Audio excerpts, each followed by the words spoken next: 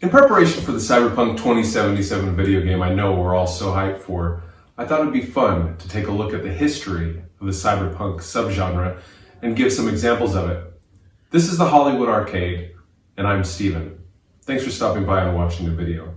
Without any further delays, here are some examples and the history of the dark, the dirty, the scary, edgy, and always badass cyberpunk. From movies and books to video games and comics, we have all most likely been made aware of the science fiction subgenre dubbed cyberpunk. Typically, and perhaps cynically, viewed as a more probable example of where humanity is headed, works of cyberpunk depict a dystopian near future where technology has intertwined with biology and, in some cases, consciousness in an environment of societal degradation and inequality.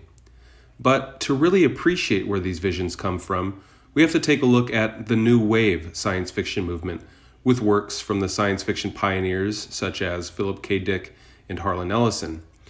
Their works were inspired by the sexual revolution of the 60s and, following that, the prominent drug culture of the 70s. Harlan Ellison depicted a post-apocalyptic world in his novel A Boy and His Dog, which garnered critical success, as well as a movie and a graphic novel adaptation. The story focuses on Vic, who has a telepathic link to his dog, Blood, who are both trying to survive in a post-apocalyptic Southwest United States. Ellison is also known for his work on Star Trek. He helped pen what is by some considered to be the best episode of the first generation. It was called The City on the Edge of Forever. It involves Dr. McCoy being injected with a powerful drug which causes him to flee to a nearby planet and through a time vortex. Philip K. Dick provided the world and popular culture with such novels as The Man in the High Castle and A Scanner Darkly to Do Androids Dream of Electric Sheep? The Man in the High Castle has seen a recent television adaptation from Amazon Studios, while A Scanner Darkly was made into a film in 2006 by Richard Linklater of Dazed and Confused fame. It also stars our boy, Keanu Reeves, but a little more on that later. That brings us to Do Androids Dream of Electric Sheep, which is most likely his most influential novel. If you haven't heard of the book, you have most likely heard of the movie it inspired, Blade Runner.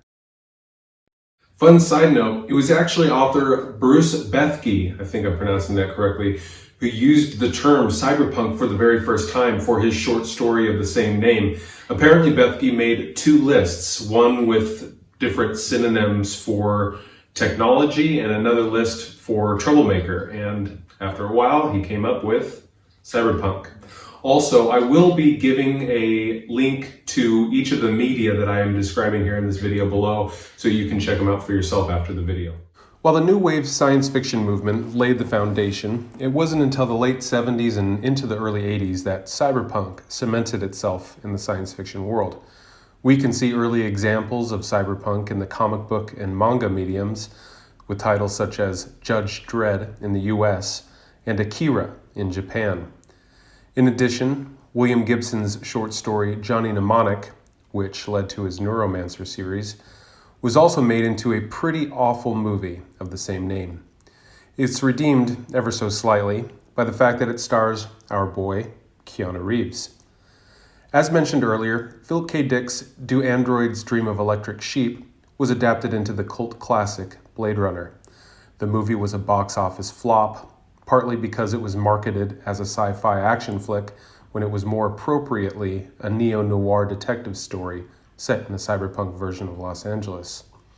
This movie, more than any other, perhaps sharing the stage with Akira, is to thanks for the clear vision of what a cyberpunk dystopia should look like.